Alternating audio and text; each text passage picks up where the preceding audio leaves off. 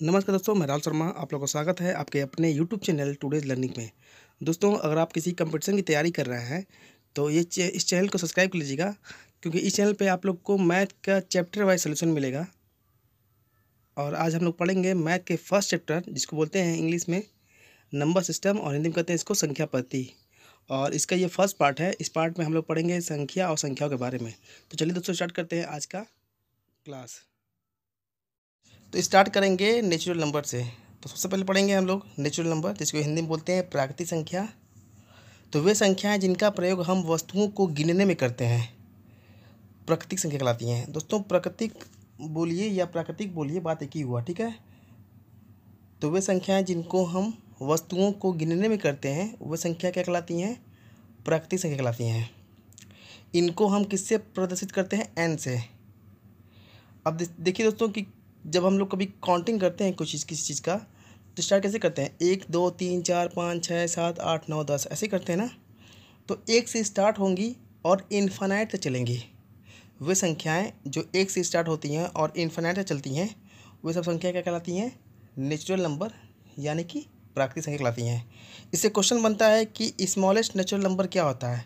सबसे छोटी प्राकृतिक संख्या क्या होती है? तो सबसे छोटी प्राकृतिक संख्या होती है 1। याद रखिएगा दोस्तों यही, क्योंकि ये 1 से स्टार्ट होता है तो एक ही सबसे छोटी इसकी संख्या हो जाएगी। अब पढ़ेंगे होल नंबर, जिसको बोला जाता है क्या हिंदी में? पूर्ण संख्या कहा जाता है। जब हम प्राकृतिक संख्याओं में जीरो जोड़ देते हैं, प्राकृतिक संख्या स्टार्ट होती है 1 से, लेकिन जब होल नंबर किससे स्टार्ट होता है? 0 से। अब इसमें 0 1 2 3 4 ऐसे पढ़ेंगे।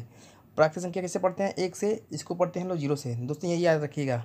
तो वे सब संख्या क्या कहलाती हैं? पूर्ण संख्या कहलाती हैं। इसको W से प्रदर्शित करते हैं। किससे करते हैं? W से, ठीक है। तो वे सभी संख्याएं जिनको हम 0 से स्टार्ट करते हैं, जब 0 1 2 3 4 5 6 7 ऐसे पढ़ेंगे तो वो संख्या क्या कहलाएंगी? पूर्ण संख्या कहलाएंगी। नेचुरल नंबर में और होल नंबर फ़र्क इतना ही है, नेचुरल नंबर 1 से स्टार्ट होता है और होल नंबर 0 से स्टार्ट होता है, ठीक है। इसमें क्वेश्चन ये बनता है कि स्मॉलेस्ट होल नंबर क्या होता है? तो स्मॉलेस्ट होल नंबर होता है 0। सबसे छोटी पूर्ण संख्या क्या कहलाती है? 0 कहलाती है, ठीक है। अगला है इवन नंबर। तो वे संख्याएं जो 2 से पूरी तरह विभाजित हो जाती हैं उनको हम सम संख्या कहते हैं। इवन नंबर मतलब कि सम संख्या। तो ऐसी कोई नंबर जब हम उसमें 2 से डिवाइड करेंगे और कोई भी शेषफल नहीं बचेगा तो वो संख्या क्या कहलाएगी? इवन नंबर कहलाएगी। जैसे मान लीजिए मैं रख लिया हूँ 20। अब पूछा है 20 जो है वो इवन नंबर है कि नहीं है, यानी कि सम संख्या है कि नहीं है। तो क्या करेंगे? इसमें 2 से डिवाइड कर लेंगे तो 10 बार में जाएगा 20 और शेषफल क्या बचेगा? 0। कुछ नहीं बचेगा, कुछ नहीं बचेगा ना। तो इसका मतलब ये हुआ कि 20 हमारा जो हो गया, ये 20 जो हमारा है क्या है? इवन नंबर है, ठीक है। तो कोई भी संख्या जिसमें हम 2 से भाग करते हैं और शेषफल कुछ भी नहीं बचता है तो वो संख्या क्या कहलाती है? सम संख्या कहलाती है, ठीक है। एग्जाम्पल देख लें तो 2 4 6 8 10 12 14 ऐसे बढ़ता रहेगा, ठीक है। अगर मान लीजिए दोस्तों पूछ दिया कि ये 3458, ठीक है, 3458 ये इवन नंबर है कि नहीं है। तो इसमें 2 से डिवाइड करेंगे तो टाइम लगेगा, 2 से डिवाइड कर लेंगे लेकिन थोड़ा टाइम लगेगा। तो आप डिवाइड करने की ज़रूरत नहीं है, बस इतना याद कर लीजिए नोट में क्या लिखा है। जिस संख्याओं के लास्ट डिजिट 0 2 4 6 8 में से कोई भी एक हो तो वो संख्याएं पूरी तरह 2 से विभाजित हो जाती हैं। अब ये नंबर हमको चेक करना है कि इवन नंबर है कि नहीं। तो चेक करना है 2 से डिवाइड होता है कि नहीं होता है, क्योंकि वही नंबर सम संख्या कहलाती हैं या इवन नंबर कहलाती हैं जो तो 2 से पूरी तरह विभाजित हो जाती हैं। तो इसमें डिवाइड नहीं करना है दोस्तों, बस ये लास्ट वाला डिजिट हमको क्या करना है? चेक करना है।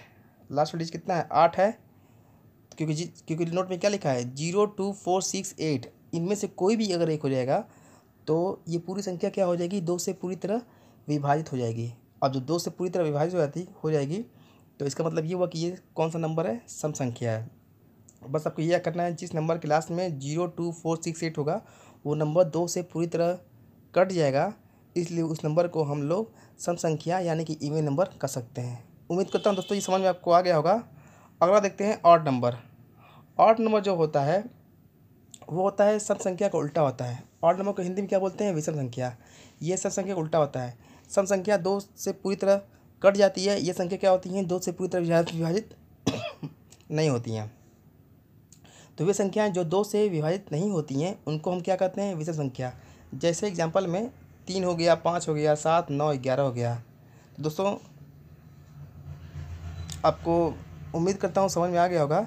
वे संख्याएं जो 2 से पूरी तरह विभाजित नहीं होती हैं उन संख्या को हम लोग क्या बोलते हैं, विषम संख्या बोलते हैं। ठीक है। अगला है इंटीजर्स नंबर। इंटीजर्स नंबर जिसको हिंदी बोलते हैं पूर्णांक, क्या बोलते हैं हम लोग, पूर्णांक। तो सभी पॉजिटिव नंबर्स और सभी नेगेटिव नंबर्स के सेट को क्या कहा जाता है, पूर्णांक कहा जाता है। जिसको हम किससे प्रदर्शित करते हैं, आई से। किससे करते हैं, आई से। तो सभी पॉजिटिव नंबर्स और सभी नेगेटिव नंबर का जो सेट बनता है उस सेट को हम लोग क्या बोलते हैं, इंटीजर्स यानी कि पूर्णांक। एग्जाम्पल देख लें, जैसे कि -5 हो गया, -4 हो गया, -3, -2, -1, फिर 0, फिर 1, 2, 3, 4, 5, 6। ये पूरा सेट है ना। इधर नंबर 0 के राइट साइड सब माइनस में चल रहा है और 0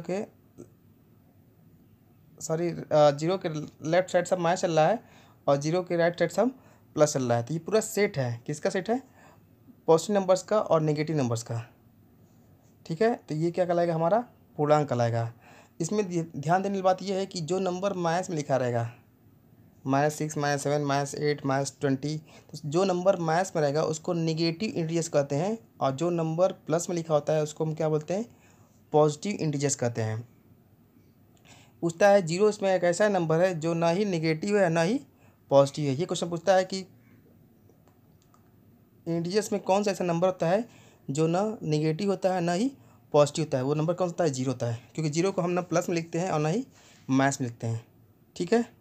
अब अगला है रेशनल नंबर, जिसको हिंदी में बोलते हैं हम लोग परिमेय संख्या। परिमेय संख्या कहते हैं। तो वे संख्याएं जिनको हम p/q के रूप में लिख सकते हैं, जहाँ p और q पूर्णांक हो और q का मान 0 ना हो। कोई भी संख्या जिसको p/q मतलब कि भिन्न में लिख सकते हैं। भिन्न में मतलब कि 5/4 हो गया, 3/2 हो गया, तो सब भिन्न है ना। जिन संख्याओं को हम लोग भिन्न में लिख सकते हैं उनको हम लोग क्या कहते हैं, परिमेय संख्या यानी कि रेशनल नंबर। बस ध्यान देना ये है कि जो हर वाला नंबर होगा वहाँ 0 ये नहीं होना चाहिए। जैसे 4/0 ये परिमेय संख्या नहीं है क्योंकि नीचे 0 आ गया है। तो q की वैल्यू क्या होनी, 0 नहीं होनी चाहिए। ठीक है। ऐसे संख्या को हम लोग क्या बोलते हैं, परिमेय संख्या। एग्जाम्पल में क्या लिया गया है, 1/2, 3/8 और 0/2। देखिए 2/0 मत समझिएगा क्योंकि ये परिमेय संख्या नहीं होता है। नीचे हमेशा कोई ना कोई नंबर होना चाहिए, 0 नहीं होना चाहिए। ठीक है। अगला है इरेशनल नंबर।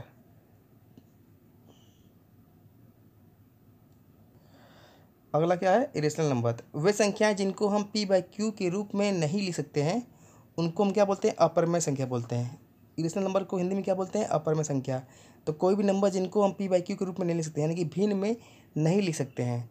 तो √3 का मतलब यहाँ पे हुआ कड़ी में 3। ठीक है। तो कड़ी में 3 क्या हो जाएगा, हमारा इरेशनल नंबर हो जाएगा यानी कि अपरिमेय संख्या। पाई पढ़ते हैं ना, पाई हम लोग मैथ में पाई पढ़ते हैं जिसकी वैल्यू होती है 22/7 होती है ना। तो दोस्तों यहाँ रखिएगा कि पाई जो होता है ये होता है हमारा इरेशनल नंबर होता है, लेकिन जब जो इसकी वैल्यू होती है वो होती है हमारी क्या, रेशनल नंबर होती है। क्या होती है, रेशनल नंबर। ये याद रखिएगा हमेशा। पाई जो होता है वो इरेशनल होता है और पाई की जो वैल्यू होती है वो होती है रेशनल। √5 का मतलब कड़ी में 5। तो ये सब नंबर क्या है, इरेशनल है। दोस्तों कभी पूछता है कि √9 रेशनल है कि इरेशनल है, तो क्या करेंगे, √9 की जब सोल्यूशन करेंगे तो ये ऐसे निकलेगा, 3 × 3 होगा ना, आंसर क्या हो जाएगा 3। 3 क्या हो गया हमारा, रेशनल। क्योंकि इसके नीचे हम लोग 1 लिख सकते हैं ना। तो √9 का जो आंसर होगा वो 3 आ गया, इसलिए √9 को भी हम लोग क्या बोलेंगे, रेशनल नंबर बोलेंगे, इरेशनल नहीं बोलेंगे। ठीक है। तो रूट में वो नंबर होना चाहिए जिसका सोल्यूशन ना निकल पाए। जैसे √3 हो गया, √5 हो गया, √7 हो गया। ठीक है, बात समझ आ गया ना। इसका स्क्वायर रूट निकल पाए हम लोग। तो ऐसे नंबर क्या कहलाते हैं, अपरिमेय संख्या यानी कि इरेशनल नंबर। आगे है प्राइम नंबर, जिसको हिंदी में बोलते हैं क्या, अभाज्य संख्याएं। तो वे संख्याएं जो केवल एक से और खुद से विभाजित हों, अर्थात उस नंबर के 2 गुणनखंड हो, पहला 1 और दूसरा वो खुद। ऐसी संख्याओं को क्या बोलते हैं, अभाज्य संख्याएं। देखिए दोस्तों क्या होता है कि मान लीजिए मैं एक नंबर ले रहा हूँ 5। ठीक है। अब 5 किससे कटेगा, 1 से कटेगा, और किससे कटेगा, 5 से कटेगा। और कोई नंबर है जिसको 5 से काट दे, नहीं काटेगा कोई। केवल 1 से कटेगा और 5 से कटेगा। तो 5 हमारा क्या हो गया, अभाज्य संख्या है, यानी कि प्राइम नंबर। तो ऐसे नंबर जो केवल 1 से कटेगा और खुद से कटेगा, तो वो नंबर क्या कहलाता है, अभाज्य संख्या, यानी कि प्राइम नंबर। तो अब पूछेगा इसके दो गुणनखंड कौन से, 1 है और 5 है, क्योंकि 1 से कट रहा है और 5 दो गुणनखंड है ना इसके। तो ऐसे संख्याएं जो केवल 1 से कटेगा और खुद से कटेगा, वो संख्या क्या कहलाएंगी, प्राइम नंबर, जिसको हिंदी में बोलते हैं अभाज्य संख्याएं। तो एग्जाम्पल्स का हो जाएगा, 2 हो जाएगा, 3, 5, 7, 11, 13, 17, 19। इसमें पूछने वाली बात यह है कि स्मॉलेस्ट प्राइम नंबर क्या होता है। तो स्मॉलेस्ट प्राइम नंबर होता है 2, क्योंकि 2 को लेंगे, 2 1 से कटेगा और 2 से कटेगा। तो 2 इसके गुणनखंड हो गए ना, 1 और 2 हो गए, किसका, 1 है। तो 2 क्या हमारा हो जाएगा प्राइम नंबर। और सबसे छोटा नंबर प्राइम नंबर क्या होता है, 2 होता है। ये भी पूछता है कि इवन प्राइम नंबर, यानी कि सम अभाज्य संख्या क्या होती है। तो ये अभी याद रख लीजिएगा दोस्तों, 2 होता है, सम अभाज्य संख्या 2 होता है। ठीक है, ये बहुत इंपॉर्टेंट चीज़ है, ये इसको नोट कर लीजिएगा आप लोग। इसके बाद पढ़ेंगे हम लोग क्या चीज़, को प्राइम नंबर, जिसको बोलते हैं हिंदी में सह अभाज्य संख्या। संख्याओं का ऐसा जोड़ा जिनमें एक के अतिरिक्त कोई अन्य उभयनिष्ठ न हो। उभयनिष्ठ मतलब कॉमन, ठीक है, उभयनिष्ठ मतलब क्या हुआ, कॉमन, एक के अतिरिक्त कोई और संख्या कॉमन ना हो, या फिर ऐसे ऐसे अभाज्य संख्याएं जिनका एचसीएफ केवल 1 हो, तो उनको हम सह अभाज्य संख्याएं कहते हैं। जैसे यहाँ पर लिखा है 2, तो 2 का जब निकालेंगे हम लोग फैक्टर, 1 से कटेगा और किससे कटेगा, 2 से कटेगा, कटेगा ना। और 5 जब ले लेंगे तो 5 भी किससे कटेगा, 1 और 5 से। समझ आ रहा है, 2 किससे कटेगा, 1 से और 2 से, 5 1 से और 5 से। जब इसका हम लोग एचसीएफ निकालेंगे तो यही एचसीएफ बनेगा ना, 1। एचसीएफ कितना है इसका, 1 आया। तो ऐसे दो नंबर जिनका एचसीएफ केवल 1 आएगा, ठीक है, ऐसे दो अभाज्य संख्याएं जिनका एचसीएफ केवल 1 आएगा, वो संख्याएं क्या कहलाएंगी, सह अभाज्य संख्याएं। दूसरा एग्जांपल देख लेते हैं, इसमें जो दिया गया है 3 और 7 दिया गया है। तो 3 का जब निकालेंगे हम लोग फैक्टर, तो 1 से कटेगा और 3 से कटेगा, कोई और नंबर तो है काटने वाला नहीं। 7 से करेंगे तो 7 1 से कटेगा और 7 से कटेगा। जब एचसीएफ निकालेंगे इसका, तो ये आएगा ना, एचसीएफ हमारा कितना आएगा, 1 आएगा। तो 3 और 7 क्या है, अभाज्य संख्याएं हैं, इनका एचसीएफ कितना 1 आ गया, इसलिए 3 7 को हम लोग क्या बोलेंगे, सह अभाज्य संख्याएं। जोड़ा में होता है दोस्तों, ध्यान दीजिए इसको, ये जोड़ा में होता है, ठीक है। जैसे 2 5 हो गया, यह सह अभाज्य संख्या हो गया, 3 7 हो गया, 5 7 हो गया, ठीक है। अगला पढ़ते हैं कंपोजिट नंबर। तो ऐसी संख्याएं जो अभाज्य संख्या न हो या जिन्हें जिनके दो गुणनखंड हो। ऐसी संख्याएं जो अभाज्य संख्या न हो या जिनके 2 से अधिक, सॉरी यहाँ 2 से अधिक होगा, ठीक है, 2 से अधिक गुणनखंड हो। नोट कर लीजिएगा, यहाँ पर टाइप करने में मिस्टेक हो गया है। ऐसी संख्याएं जो अभाज्य संख्या न हो या फिर जिनके 2 से अधिक गुणनखंड हो, उनको हम लोग क्या बोलते हैं, संयुक्त संख्या कहते हैं। जैसे 2 दिया है, 2 इसका गलती है, 2 नहीं होगा इसमें, ठीक है दोस्तों, इसमें मिस्टेक हो गया, 2 नहीं होगा इसमें, 2 तो प्राइम नंबर होता है हमारा, ठीक है। तो 4 हो गया, 4 किससे कटेगा, 1 से कटेगा, 2 से कटेगा और 4 से कटेगा, ठीक है। किससे कटेगा, 1 से, 2 से और 4 से। तो थोड़ी तबीयत सही नहीं लगी मेरा। इसका 4 हो गया, 1 2 और 4, इसके कितने गुणनखंड हो गए, 3 हो गए, 1 हो गया, 2 हो गया, 4 हो गया, ठीक है। तो 4 किससे कटता है, 1 से कटता है, 2 से कटता है, 4 से कटता है। तो इसके गुणनखंड कितने हो गए, 2 से अधिक हो गए, ठीक है। तो ऐसी संख्याएं जिनके गुणनखंड 2 से अधिक होंगे, तो ऐसे कुछ संख्याओं को हम लोग क्या बोलेंगे, कंपोजिट नंबर या कि संयुक्त संख्या। या फिर जो संख्याएं प्राइम नंबर नहीं होती हैं, वो कौन से नंबर होती हैं, संयुक्त नंबर होती हैं, सकते हैं कंपोजिट नंबर होती हैं। ठीक है दोस्तों, उम्मीद करता हूँ आपको समझ में आ गया होगा। अगर वीडियो आपको पसंद आया हो तो चैनल को सब्सक्राइब कर लीजिएगा, लाइक और शेयर करना मत भूलिएगा। इसके बाद मैं आपको पढ़ाऊँगा नंबर सिस्टम का पार्ट 2, ठीक है। चैनल को सब्सक्राइब करना मत भूलिएगा, ठीक है दोस्तों, धन्यवाद।